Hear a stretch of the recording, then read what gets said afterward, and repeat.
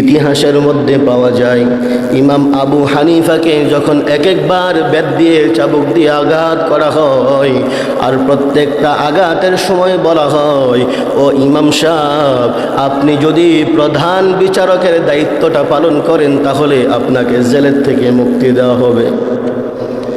ইমাম আবু হানিফা রাহমাতুল্লাহি আলাইহি এত কঠিন শাস্তি পাওয়ার পরেও তারপরেও তিনি দায়িত্ব নন নাই, তারপরেও তিনি রাজি হন নাই। তার ছাত্ররা ডাইকা বলতেছে, ও ইমাম আবু হানিফা রাহমাতুল্লাহি আলাইহি, ও হুজুর, আপনার কাছ থেকে আমরা একটা জিনিস জানতে চাই। আপনার তো কোনো দিক দিয়ে আল্লাহ তাআলা কম দেন নাই। ইলম যেমন আল্লাহ তাআলা আপনাকে দিয়েছে, হিকমত আল্লাহ তাআলা আপনাকে দিয়েছে, এত কিছু থাকার পরেও আপনি প্রধান বিচারকের দায়িত্ব কেন নেন নাই, কেন পালন করেন নাই? এবার ইমাম আবু হানিফা রাহমাতুল্লাহি আলাইহি বলতেছে, আমি যদি প্রধান বিচারকের দায়িত্বটা নিয়ে নেই আর ওই বিচার কার্যকর করতে গিয়ে যদি আমার বিন্দু পরিমাণ আমানতের খেয়ানত হয়, আল্লাহ তাআলার কাঠগড়ার সামনে আমার দাঁড়ানো লাগবে। ভয় আল্লাহ তাআলার কত বেশি ছিল। এখন তো আমাদের বিচারে আমানতদারিতা নেই। এজন্য আল্লাহ তাআলা সূরা নিসার ভিতরে ইন্নাল্লাহা ইয়া'মুরুকুম আন তু'আদ্দুল আমানাতি ইলা আহলিহা, প্রথম আল্লাহ তাআলা আমানত শিক্ষা দিতেছে। 2 নাম্বার আন তু'আদ্দুল আমানাতি ইলা আহলিহা ওয়া ইযা হাকামতুম বাইনান নাসি আন তাহকুমু বিল আদল। এখন ন্যায় বিচার শিক্ষা দিতেছে। ন্যায় বিচার এখন দুনিয়ার থেকে উঠে গেছে, নাই বললেই চলে। যার সাথে যার সম্পর্ক ভালো, টাকার জোর যার বেশি, ক্ষমতার জোর যার বেশি, বিচারের রায় সে অপরাধী হলো তার দিকে চলে যায়, ঠিক কিনা? এমন হয়ে গেছে। এজন্য আল্লাহ তাআলা বলেন, ওয়াইদা হাকামতুম বাইনান নাস আন তাহকুমু বিল আদল। হযরত ওমর রাদিয়াল্লাহু তাআলা আনহু তার একটা ঘটনা দিয়ে দৃষ্টান্ত দিতেছি, ন্যায় বিচার কাকে বলে। আমরা তো কত ন্যায় বিচার দেখি। দুনিয়ার শাসকের সামনে যদি আমরা কথা বলি, ওই শাসক তার ক্ষমতা দিয়ে আমাদের জবানকে বন্ধ করে দেয়। কিন্তু রাসূলের জমানার শাসক যারা ছিলেন, সাধারণ জনগণ পর্যন্ত তাদের বিরুদ্ধে কথা বলতে পারত, তারপরেও তাদের জবানকে ওই বোমার শাসকগুলো জবান বন্ধ করে দেয় নাই। খলিফাতুল মুসলিমিন হযরত ওমর রাদিয়াল্লাহু তাআলা আনহু বাজারে গেলেন ঘোড়া কেনার জন্য। ইহুদির কাছ থেকে একটা ঘোড়া কিনলো, ঘোড়াটা ভালো, দরদাম হলো, সব কিছু ঠিক হয়ে গেল। ঘোড়া কিনে যখন তিনি বাড়ির দিকে রওনা হবেন, ওই ঘোড়াটা তিনি খাওয়ার জন্য কিনেন নাই, চড়ার জন্য কিনছেন। অর্থাৎ ঘোড়া দিয়ে তিনি এক জায়গা থেকে আরেক জায়গায় যাবেন, এজন্য কিনেছেন।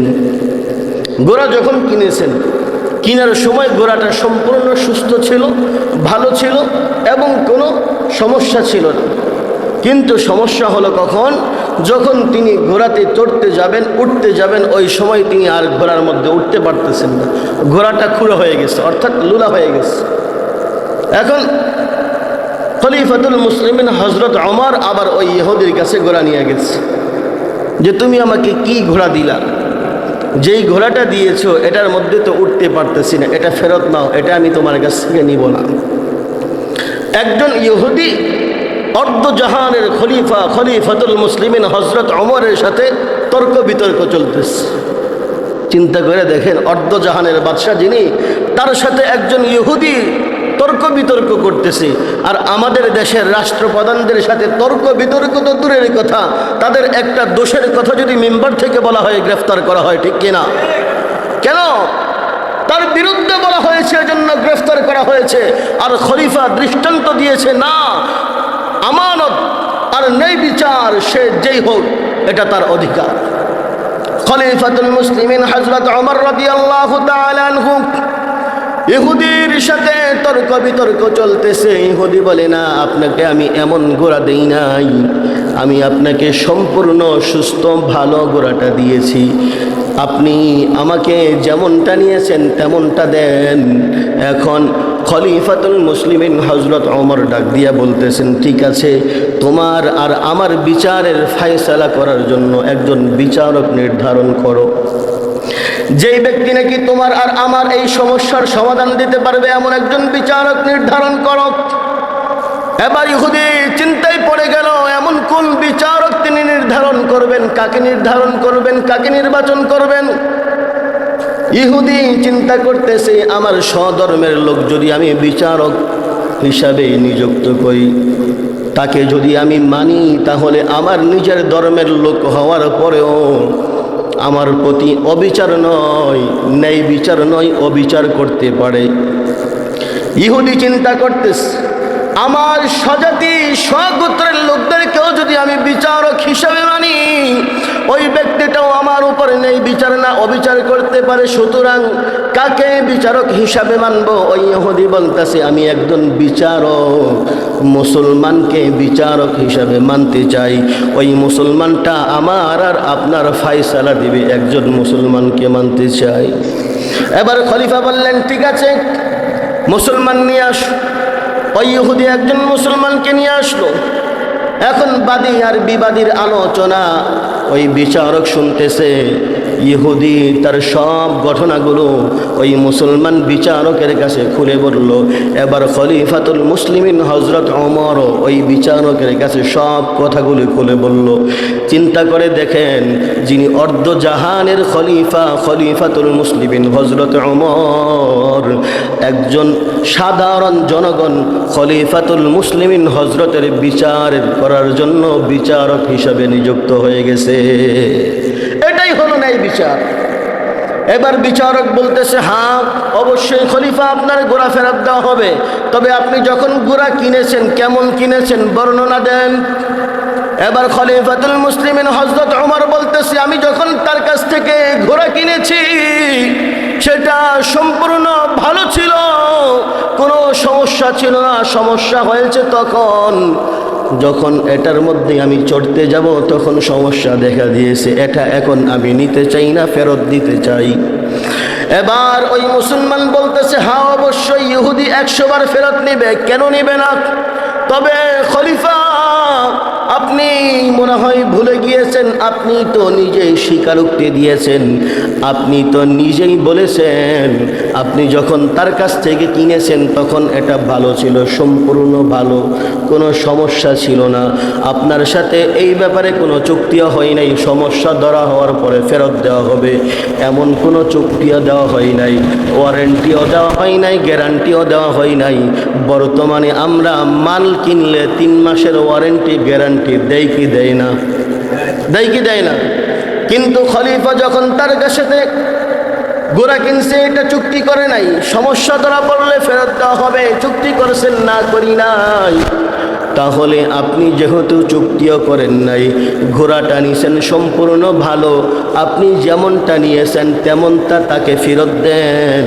অবশ্যই ইহুদি আপনি ওরকম ঘোড়াটা ফেরত দিলে 100 বার সে ফেরত নিবে। যেমনটা তার কাছ থেকে নিয়েছেন ওরকমটা ফেরত দেন, অবশ্যই সে ফেরত নিবে। আপনার কাছে যাওয়ার পর যদি সমস্যা হয়, যদি তার সাথে চুক্তি না থাকে, তাহলে এটা আপনার ব্যক্তিগত ব্যাপার। রায় চলে গেল খলিফার বিরুদ্ধে, ইহুদির পক্ষে চলে গেল রায়, ইহুদি এখানে বিজয় হয়ে গেছে। আর অর্ধ জাহানের খলিফা, খলিফাতুল মুসলিমিন হযরত ওমরের বিপক্ষে রায় চলে গেল। আর বর্তমান আমাদের দেশে আমরা দেখেছি, ফ্যাসিস্টের সময়, জালেমদের সময় যারা ন্যায় বিচার করেছে, বিচার কার্যকর থেকে উৎখাত করে তাদেরকে আমেরিকা পাঠিয়ে দেওয়া হয়েছে, ঠিক কিনা? এজন্য আল্লাহ রাব্বুল আলামিন বলেন, ইন্নাল্লাহা ইয়া'মুরুকুম আন তুআদ্দুল আমানাতি ইলা আহলিহা ওয়া ইযা হাকামতুম বাইনান নাসি আন তাহকুমু বিল আদল।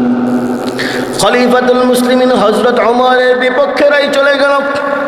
এবার খলিফা রাগান্বিত হয়ে আমেরিকা পাঠাইয়া দেয় নাই, খলিফা রাগান্বিত হয়ে ওই ব্যক্তির উপরে চড়াও হন নাই, খলিফা রাগান্বিত হয়ে তার আশপাশ থেকে চেলা ফেলা গিয়া তার উপর জাবায়া পড়ে নাই। খলিফাতুল মুসলিমিন ওই মুসলমানকে ডাক দিয়া বলতেছে, হ্যাঁ ওই মুসলমানের নাম ছিল হযরত শুরাইম রাদিয়াল্লাহু তাআলা আনহু। এবার খলিফাতুল মুসলিমিন ডাক দিয়ে বলতেছে, ও শুরাইম, তুমি যেই বিচারটা করেছো এটাই হলো না এই বিচার। এরকম বিচার প্রত্যেকটা আদালতে হওয়া দরকার, প্রত্যেকটা পাড়ায় হওয়া দরকার, প্রত্যেকটা মহল্লায় হওয়া দরকার। ও শুরাইম, আমি তোমার ন্যায় বিচারের প্রতি খুশি হইয়া আমার গভর্নরের মধ্যে একজন বিচারক লাগবে, ওই প্রধান বিচারকের দায়িত্ব আমি ওমর তোমাকে আজকের থেকে নিযুক্ত করে দিলাম। সুবহানাল্লাহ। এটাই হলো ন্যায় বিচার। খলিফার ব্যাপারেও যদি, খলিফার বিরুদ্ধেও যদি বিচার যায়, এটাই মেনে নেওয়ার নামই হলো ন্যায় বিচার। এটাই হলো ন্যায় বিচার। খলিফার বিরুদ্ধে রায় গেছে, খলিফা রাগান্বিত হন নাই। আর বর্তমান আমাদের দেশের যারা নেতৃত্ব স্থানে থাকে তাদের বিরুদ্ধে যদি কোনো কথা বলা হয়, হাই হাই, এটাকে আগে গ্রেফতার কর, কয় কি কয় না, এটাকে আগে জেলে ভর, এটার জবান বন্ধ কর। যতক্ষণ না পর্যন্ত এটার জবান বন্ধ না করা হবে, আমার বিরুদ্ধে বলতেই থাকবে। যত জবান বন্ধ করেন, যতই কিছু করেন না কেন, যত জুলুম করেন না কেন, আল্লাহ তাআলা যদি উঠিয়ে দিতে চায়, দুনিয়ার কোনো পরাশক্তি তাদেরকে দমিয়ে রাখতে পারবে। এই জন্য আল্লাহ রাসূল সাল্লাল্লাহু আলাইহি ওয়াসাল্লাম বলেন, লা ঈমানা লিমান লা আমানাতা লা, যার ভিতরে আমানতধারিতা নাই তার মধ্যে ঈমান নাই। এখন এখান থেকে আমরা দুইটা জিনিস শিক্ষা গ্রহণ করতে পারছি। একটা হলো ইন্নাল্লাহা ইয়া'মুরুকুম আন তুআদ্দুল আমানাতি ইলা আহলিহা, আমানত প্রত্যেকের ভিতরে আনতে হবে, ন্যায় বিচার প্রত্যেকের ভিতরে আনতে হবে। এখন আমি যদি মনে করি হুজুর আমি তো আর বিচারক না, প্রধান বিচারকের দায়িত্ব তো আমাকে দেওয়া হবে না, আমি সলিমুদ্দিন আর কলিমুদ্দিন কি প্রধান বিচারকের দায়িত্ব দিব? প্রশ্নই আসে না। হ্যাঁ, আপনিও একজন বিচারক। আপনার ফ্যামিলির মধ্যে যখন সমস্যা হবে, দুই ভাই যখন ঝগড়া লাগবে, ওই অবস্থায় দুই সন্তানের কাছে আপনি একজন বিচারক। আপনার ফ্যামিলির মধ্যে যখন ঝগড়া বাজবে, সেখানেও আপনি একজন বিচারক। আপনার সমাজের ভিতরে যখন ঝগড়া লাগবে, দাঙ্গা লাগবে, সেখানেও আপনি একজন বিচারক। সর্ব অবস্থায় আপনি বিচারক।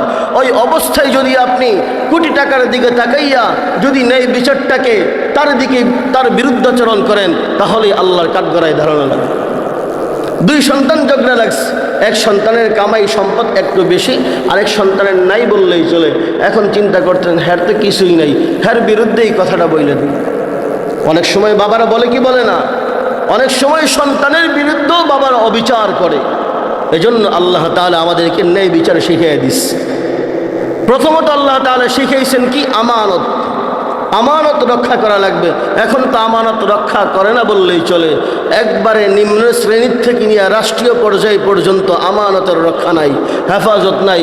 রাষ্ট্রীয় সম্পদ তো চুরি হয়, বরঞ্চ মাদ্রাসা মসজিদের সম্পদগুলো এখন বর্তমানে লুটপাট হয়ে বিভিন্ন পেশা শ্রেণীদের পেটের ভিতরে চলে যায় কি যায় না? কারণ আমানতের খেয়ানতকারী।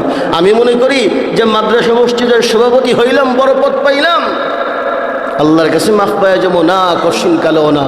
আমানতদারিতা যদি না থাকে, মাদ্রাসার মসজিদ থেকে যদি একটা টাকা যদি আপনার পকেটে ঢুকে, এই এক টাকার জন্য আল্লাহর কাঠগড়ায় দাঁড়ানো লাগবে। আল্লাহ রাব্বুল আলামিন আমাকে আপনাকে সদা সর্বদা সবসময় যেখানেই থাকি নিজের ভিতরে আমানত এবং ন্যায় বিচার প্রতিষ্ঠিত করার তৌফিক আল্লাহ তাআলা দান করুক। এগুলো করতে হলে কি করা লাগবে? আমাদের দেশের ভিতরে ইসলামী শাসন প্রতিষ্ঠিত করা লাগবে, ঠিক কিনা? আর ইসলামী শাসন প্রতিষ্ঠিত করা লাগলে কি হবে? যারা ইসলামী মূল্যবোধ যাদের ভিতরে আছে তাদেরকে নির্বাচিত করানো লাগবে। কারণ হলো দেশের সম্পদ যদি এভাবে কোটি কোটি সম্পদ নষ্ট হয়ে যায়, আর আমি যদি তাকে সমর্থন দেই, তার সমর্থন আমার সমর্থন পেয়ে নির্বাচিত হয়ে সে যদি একটি টাকাও সে যদি আত্মসাৎ করে, এখান থেকে যদি লুণ্ঠন করে, এটার গুনাহের দারবার আমারও নিতে হবে, এটার গুনাহের দারবার আমাকেও নিতে হবে। এজন্য সাবধান হয়ে যান। আমাদেরকে এখন থেকেই শিক্ষা নিতে হবে। আল্লাহ রাব্বুল আলামিন আমাদের দেশের ভিতরে শান্তি, শৃঙ্খলা, আমানত, ন্যায় বিচার প্রতিষ্ঠিত হওয়ার তৌফিক আল্লাহ তাআলা সকলকে দান করুক। জোরে বলি আমিন। ওয়া আখিরু দাওয়ানা আলহামদুলিল্লাহি রাব্বিল আলামিন।